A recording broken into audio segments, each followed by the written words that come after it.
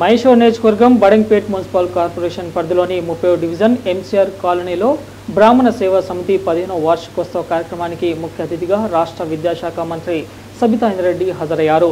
బ్రాహ్మణ సేవా సమితి నూతనంగా నిర్మించిన భవనాన్ని పరిశీలించారు. అనంతరం వారు మాట్లాడుతూ భగవంతుడికి మొట్టమొదటిగా సేవ చేసే భాగ్యాన్ని బ్రాహ్మణులు కలిగి ఉన్నారన్నారు. బ్రాహ్మణుల పట్ల తెలంగాణ రాష్ట్ర ప్రభుత్వం గౌరవ ముఖ్యమంత్రి బ్రాహ్మణుల పట్ల ఎంతో కృషి చేస్తున్నారన్నారు.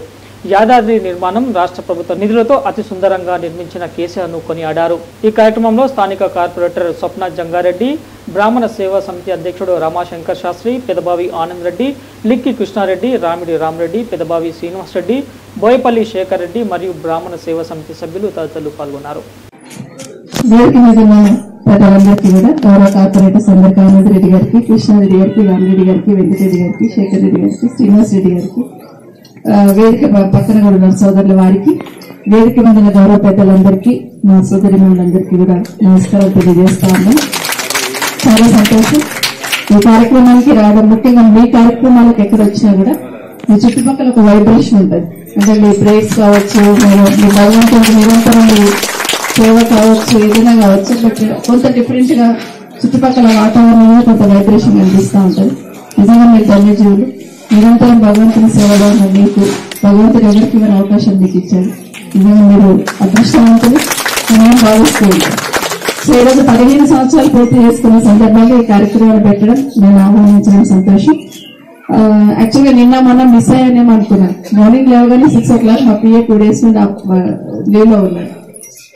ఆయన నేను గుర్తు చేస్తా ఉంటాను, రేపు ఆ ప్రోగ్రామ్ ఈ ప్రోగ్రామ్ ఉందని. సో మార్నింగ్ 6 o'clock గుర్తుకు వచ్చింది. మార్నింగ్ లేవగానే జంగారెడ్డికి ఫోన్ చేసి అసలు మీటింగ్ ప్రోగ్రామ్ ఉందా లేకపోతే నేను మిస్ అయిపోయినా, మనలో మిస్ అయిపోతే ఎట్లా, లేదమ్మా ఈ రోజు ఉంది మీరు లేదు ఫ్రెండ్స్ వాళ్ళ ప్రోగ్రామ్ ఉంటే దాన్ని పోస్ట్పోన్ చేసుకొని నేను ఇక్కడికి రావడం జరిగింది. చాలా సంతోషం.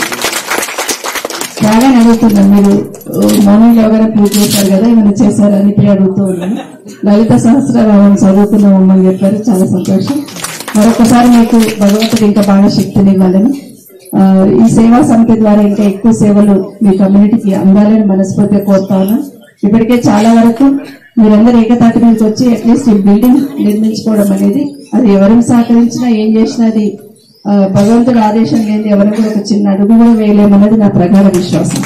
సో దానికి ఎవరు సహకరించినా కూడా తప్పకుండా వారందరూ కూడా అభినందిస్తూ, మీ సమితి ద్వారా చాలా సేవలు మీ కమ్యూనిటీకి అందుతున్నాయని మనస్ఫూర్తిగా భావిస్తూ, భవిష్యత్తులో కూడా అదే అందాలని మనస్ఫూర్తిగా కోరుతున్నాను. ఈ వీడియో మీకు నచ్చితే లైక్ చేయండి, షేర్ చేయండి, మా ఛానల్ ని సబ్స్క్రైబ్ చేయండి.